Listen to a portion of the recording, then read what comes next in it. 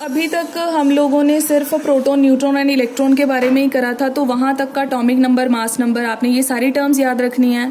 अभी बच्चे जो नेक्स्ट टर्म है बिफोर स्पेक्ट्रम हम डिस्कस करेंगे, that is about nature of light. ठीक है, एग्जैक्टली जो लाइट है उसकी नेचर कैसी है, तो यहाँ पे बच्चे हम लोग पढ़ेंगे टू थ्योरीज। ठीक है, अब रीज़न मैं आपको ना पहले ही थोड़ा सा बता रही हूँ एग्जैक्टली क्या है। कुछ ऐसे हैं जो लाइट को एक वेव की तरह कंसिडर करते हैं। हम लोग कहते हैं जो लाइट है उसका कैसा नेचर है, वेव नेचर। वेव आपको पता ही है, वेव जस्ट लाइक दिस ऐसे ट्रेवल करती है। ठीक है, तो हम लोगों ने अभी तक पहले ये कंसिडर कर रखा था कि जो लाइट होती है उसका वेव नेचर होता है, और इसके रिगार्डिंग हमारे पास एक थ्योरी थी जिसका नेम था इलेक्ट्रोमैग्नेटिक वेव थ्योरी। ठीक है, तो इस थ्योरी के अकॉर्डिंगली जो लाइट है उसका वेव नेचर है, इसके अलावा लाइट का कोई नेचर नहीं होता। लेकिन बाद में ये जो थ्योरी है, अब हम इसको पहले कवर करेंगे, देन बाद में क्या होगा, हमारे पास जितने भी लाइट के फिनोमिनन्स हैं, ऑब्वियसली जो हमारे पास थ्योरी है हम उसी के बेसिस पे एक्सप्लेन करने की कोशिश करेंगे। लेकिन होता क्या है कि कुछ फिनोमिनन तो एक्सप्लेन हो गए इसके बेसिस पे, लेकिन कुछ फिनोमिनन हमारे पास ऐसे आए जो इसके बेसिस पे एक्सप्लेन नहीं हो सकते थे। और वो जो डिफरेंट फिनोमिनन्स थे वो आपके पास थे, एक तो आपने पढ़ना है ब्लैक बॉडी रेडिएशंस। ये मैं आपको ओवरऑल बता रही हूँ कि हम क्या कर रहे हैं, ब्लैक बॉडी रेडिएशंस। और एक आपने करना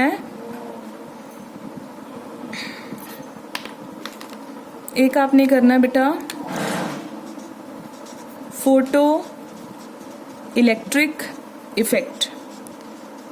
तो आपके पास ना ये दो फिनोमिनन्स आएंगे जो इस थ्योरी को गलत कर देंगे, बिकॉज ये दोनों की जो एक्सप्लेनेशन है वो वेव थ्योरी के अकॉर्डिंग नहीं हो सकती है। तो फिर क्या होगा, फिर एक अनदर एस्पेक्ट आता है जिसमें ये बताया जाता है कि लाइट का सिर्फ वेव नेचर नहीं होता, लाइट का पार्टिकल नेचर भी होता है। लाइट पार्टिकल की तरह भी बिहेव करती है। ठीक है, और इसको किसने बताया था, ये थ्योरी थी प्लैंक्स क्वांटम थ्योरी।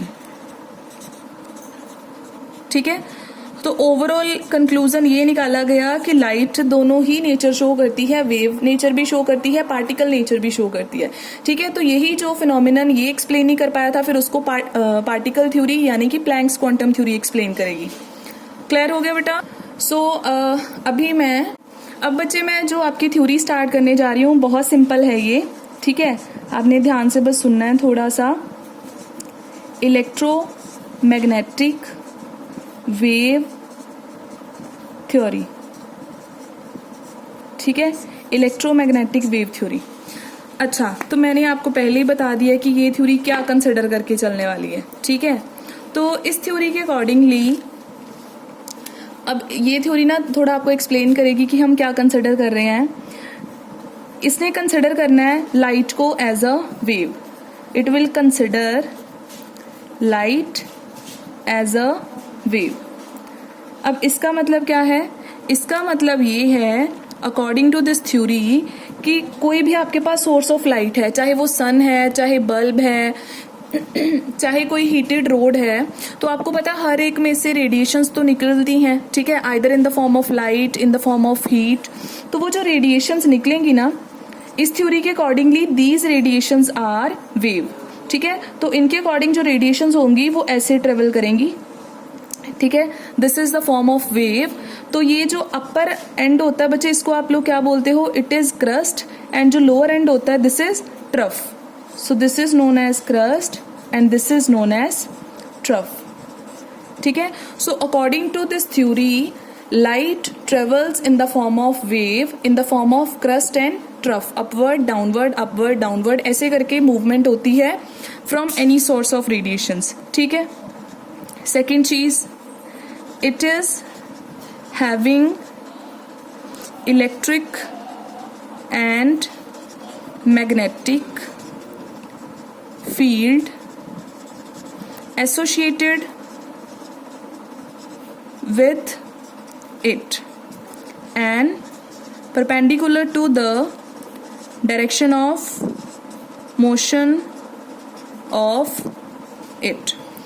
अब इसका मतलब ये है कि जब भी लाइट ट्रेवल करेगी, ठीक है, सपोज उसका मोशन एक पर्टिकुलर डायरेक्शन में है, जब भी लाइट ट्रेवल करेगी तो उसके साथ इलेक्ट्रिक फील्ड भी होगा उसके अराउंड और मैग्नेटिक फील्ड भी होता है।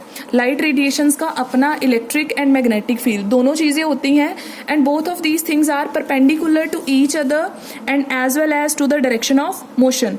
इसका मतलब क्या हुआ कि अगर आपकी जो लाइट है वो एक्स एक्सिस में ट्रेवल करेगी तो जो इलेक्ट्रिक फील्ड है वो वाई एक्सिस में ट्रेवल करेगा और जो मैग्नेटिक फील्ड है वो आपका जेड एक्सिस में ट्रेवल करेगा, यानी तीनों चीज़ें एक दूसरे के परपेंडिकुलर चलेंगी। ठीक है, अब मैं जैसे ये आपको बता रही हूँ, ये ध्यान से देखना आप, ये मैंने आपको कोऑर्डिनेट सिस्टम बता दी कर रही हूँ मैं।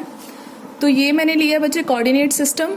इसमें क्या है, ये आपकी एक्स एक्सिस है, this is your Y axis and this is your Z axis. अब इसका मतलब कि अगर लाइट एक्स एक्सिस में ट्रेवल करेगी तो उसका इलेक्ट्रिक फील्ड यहाँ वाई एक्सिस में ट्रेवल कर रहा होगा और मैग्नेटिक फील्ड यहाँ जेड एक्सिस में ट्रेवल कर रहा होगा, यानी तीनों चीजें एक दूसरे के परपेंडिकुलर होंगी। Electric and magnetic field both are perpendicular to each other, also perpendicular to the direction of motion of light. Clear हो गया यहाँ तक? ठीक है, अब उसके बाद में क्या चीज बताएगी? So the next postulate of light is, light जो है बच्चे वो उसको ट्रेवल करने के लिए मीडियम नहीं चाहिए। ठीक है, it does not require any it does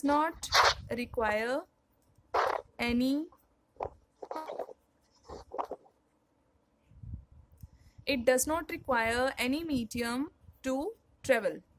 तो लाइट जो है उसको ट्रेवल करने के लिए मीडियम रिक्वायर्ड नहीं है, वो आपको पता ही है। जैसे सन से जो लाइट है वो अगर अर्थ तक आ रही है तो वो स्पेस में से मूव कर कर आ रही है और वहाँ पे कोई भी मीडियम नहीं है। ठीक है, तो इसका मतलब लाइट रेडिएशंस को ट्रेवल करने के लिए मीडियम की जो ज़रूरत है वो नहीं होती है। Clear?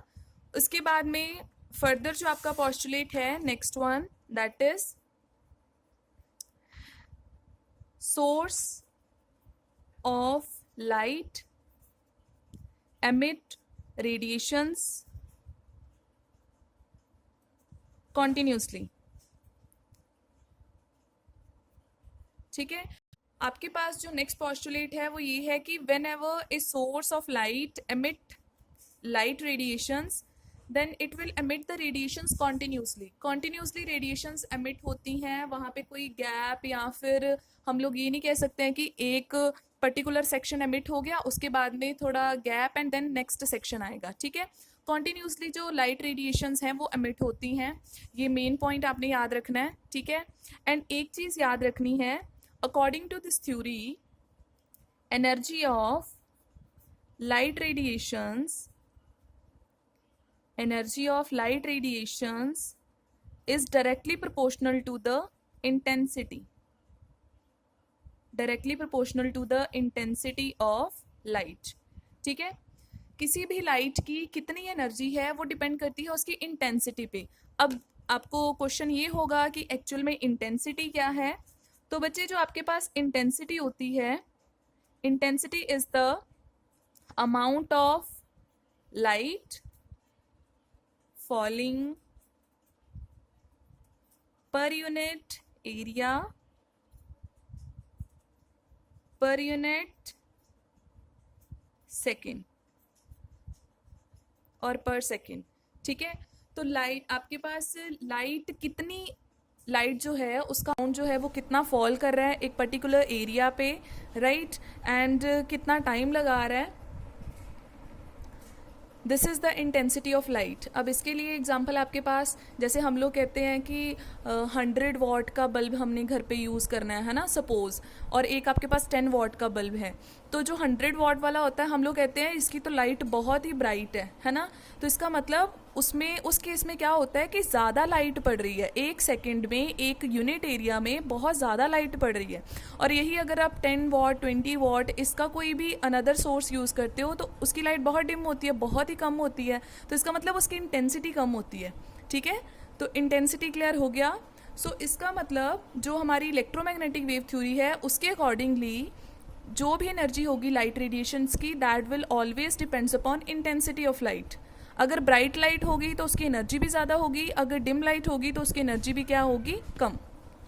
So this is all about the electromagnetic wave theory. इसने पूरा लाइट को एक्सप्लेन कर दिया, लाइट का नेचर कैसा है, ठीक है, और सारे पॉस्टुलेट होप आपको क्लियर हो गए होंगे। बताया गया कि लाइट की कुछ पर्टिकुलर प्रॉपर्टीज़ होती हैं, ठीक है, तो वो प्रॉपर्टीज़ क्या हैं, उनके अकॉर्डिंगली जो लाइट है ऐसे ट्रेवल कर रही है,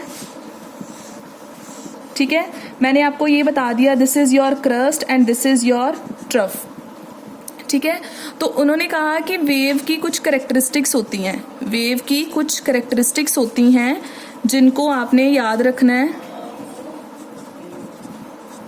ठीक है, इसको आपने याद रखना है। अब वो करेक्टरिस्टिक्स कौन सी हैं आपके पास?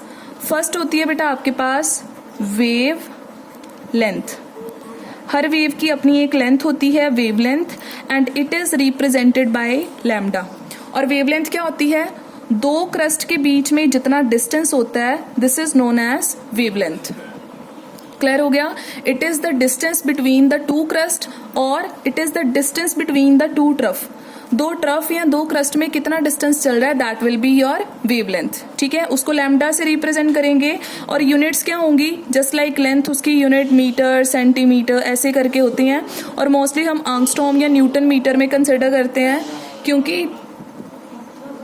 क्योंकि यहाँ पे क्या होता है, इसकी वैल्यू जो है काफी कम आती है, ठीक है।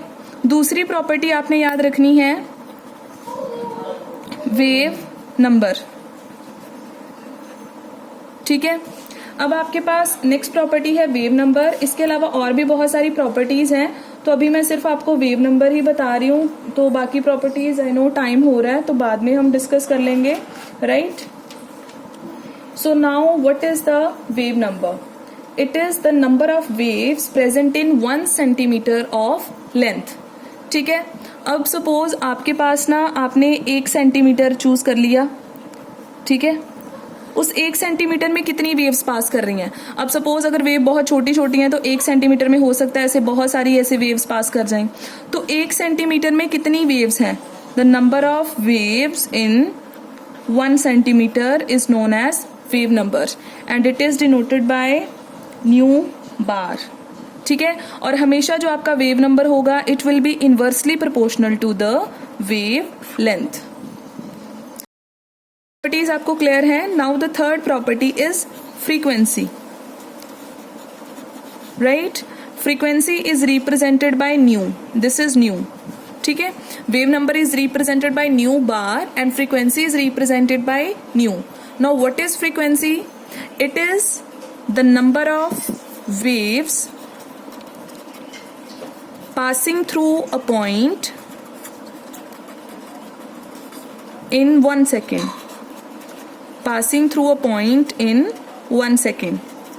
1 सेकेंड में, अब जैसे मान लो मैंने ये कोई पॉइंट कंसिडर कर लिया, ठीक है, ये हमारे पास कोई पॉइंट है, 1 सेकेंड में कितनी वेव्स इसमें से पास होकर निकल गई, that will be your frequency, ठीक है। एक पॉइंट में से 1 सेकेंड में कितनी वेव्स निकल रही हैं, that will be frequency, and frequency will be 1 by time period, okay. So nu will be 1 by T, inverse relation है दोनों का। तो डेफिनेटली अगर टाइम के यूनिट सेकेंड्स होते हैं तो फ्रीक्वेंसी के यूनिट्स क्या होंगे, सेकेंड इनवर्स, या फिर हम इसके स्टैंडर्ड यूनिट्स कौन से लेते हैं, हर्ट्ज, या फिर हम लोग लेते हैं cycle per second. Clear? So these are the units of frequency. उसके बाद में अनदर आपके पास टर्मिनोलॉजी क्या है, नेक्स्ट इज वेलोसिटी। अच्छा, एक चीज और है यहाँ पे आपका इलेक्ट्रोमैग्नेटिक वेव थ्योरी में, लाइट जो है उसका वेव नेचर तो है ही, लेकिन वो किसी ना किसी वेलोसिटी के साथ तो ट्रेवल करती है, and that velocity is 3 × 10⁸ metre per second. आपने पहले भी बहुत टाइम करा होगा, लेकिन वेलोसिटी ऑफ जो लाइट है वो याद रखना, ठीक है। ओके जी, देन अब हम बात करते हैं वेलोसिटी की। तो वेलोसिटी आपको पता ही, आपने फिजिक्स में करा होगा, velocity is the displacement upon time, ठीक है। तो यहाँ पे भी डेफिनेटली वही होगा कि वेव जो है वो कितनी लेंथ कवर कर रही है in how much time, okay. So it can be defined as the distance travelled by a wave in 1 second. It is the distance travelled by a wave in 1 second. 1 second में किसी wave ने कितना distance travel करा, तो इसकी units क्या होंगी? Definitely displacement आपका मीटर्स में होता है और टाइम आपका सेकेंड में, तो मीटर पर सेकेंड या सेंटीमीटर पर सेकेंड, ऐसे करके आपके पास क्या आएंगी? यूनिट्स आएंगी। क्लियर हो गया? आपके पास wavelength, frequency, wave number and velocity ये कवर हो गया। अब मैं नेक्स्ट प्रॉपर्टी बता रही हूँ, 5th one. Now the 5th property is amplitude. अब वेव जो है बेटा ऐसे ट्रेवल कर रही है इन the form of crust and trough. तो क्रस्ट की हाइट कितनी है? किसी भी क्रस्ट की कितनी हाइट है? अब किसी वेव की बहुत ज्यादा हाइट हो सकती है, किसी की बहुत कम हो सकती है। तो जितनी क्रस्ट की हाइट होगी आपके ट्रफ की भी उतनी ही डेप्थ होगी। So this is your amplitude. It can be defined as height of crust. किसी भी वेव की मैक्सिमम कितनी हाइट है, या फिर हम लोग कह सकते हैं और the depth of trough. Clear? So this is amplitude represented by A. और एक चीज मैं यहाँ पे आपको बता दूं बच्चे कि हमने अभी टॉपिक करा था इंटेंसिटी का, कि लाइट कितनी ब्राइट या कितने डिम है। तो किसी भी लाइट की जो इंटेंसिटी है ना वो डिपेंड करती है एम्पलीट्यूड पे। अगर किसी का एम्पलीट्यूड बहुत ज्यादा है लाइक दिस, किसी वेव का, ठीक है, तो उसका एम्पलीट्यूड ज्यादा है तो उसकी इंटेंसिटी भी हायर होती है, और अगर एम्पलीट्यूड कम है तो इंटेंसिटी भी कम होती है। So we can say that अगर हमारे पास रिलेशन की बात करें, then intensity is directly proportional to the square of the amplitude. Clear? अब उसके बाद में लास्ट, अब आप कहोगे कि टाइम पीरियड तो बताया नहीं, ठीक है। सो टाइम पीरियड क्या होगा किसी भी वेव का? So how will you define the next point? Time period. Time period होता है किसी एक पॉइंट में से वेव ने, पूरी वेव ने निकलने के लिए कितना मतलब टाइम लिया, ठीक है। सो इट इज द, ये कलर नहीं अच्छा है, it is the time taken by a wave for passing through a point. एक पॉइंट में से वेव को निकलने के लिए कितना टाइम लग गया, that will be your time period. और टाइम पीरियड को हम लोग टी से या टॉ से डिनोट करते हैं, and it is inversely proportional to the frequency. वो आपने पहले ही कर लिया है, ठीक है। So these all are the properties of a wave. What is the relation between velocity, frequency and wavelength, ठीक है। अच्छा एक चीज और, वेलोसिटी को वैसे हम v लिखते हैं, बट अगर हम वेलोसिटी ऑफ लाइट की बात करें ना, स्पेशली लाइट की, तो लाइट की वेलोसिटी को हम c के साथ रिप्रेजेंट करते हैं, ठीक है। तो v की जगह c लिखोगे। v मीन्स किसी भी नॉर्मल पार्टिकल की वेलोसिटी और c means velocity of light. So velocity में, फ्रीक्वेंसी में या वेवलेंथ में क्या रिलेशन है इन 3 टर्म्स में, हमने वो करना है, and the relation is very important, आपने याद रखना है। अच्छा मैं इसको डिराइव करके बता देती हूँ एक्चुअल में ये है क्या रिलेशन आपके पास। So I am writing here, velocity क्या होती है बच्चे? वेलोसिटी इज डिस्प्लेसमेंट और डिस्टेंस, आप यहाँ पे कह लो एक ही बात है, अपॉन टाइम, ठीक है। तो आपके पास क्या आ जाएगा, वेलोसिटी ऑफ लाइट को हम c लिख लेंगे। डिस्प्लेसमेंट या डिस्टेंस क्या होता है? इट इज द वेवलेंथ, इसको लैम्डा लिख लेंगे। और यहाँ पे रह गया टाइम, ठीक है, इसको मैं टाइम लिख रही हूँ। तो आपको पता है 1 बाय टाइम, c को ऐसे लिख सकते हैं 1 बाय टाइम। 1 बाय टाइम क्या होता है? फ्रीक्वेंसी। तो मैं यहाँ पे लिख रही हूँ c is equals to lambda nu. So this is the relation. वैसे हम ऐसे लिखते हैं c is equals to nu lambda. Frequency and wavelength को मल्टीप्लाई करोगे तो आपके पास वेलोसिटी ऑफ लाइट आएगी, और इस पे बेस्ड आपको न्यूमेरिकल्स भी आएंगे, ठीक है।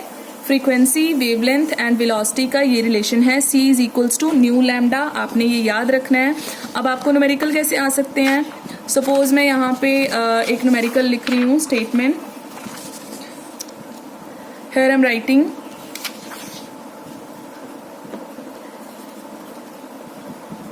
तो बेटा ये आपके पास न्यूमेरिकल है, calculate the wave number and frequency of light having wavelength 500 nanometre.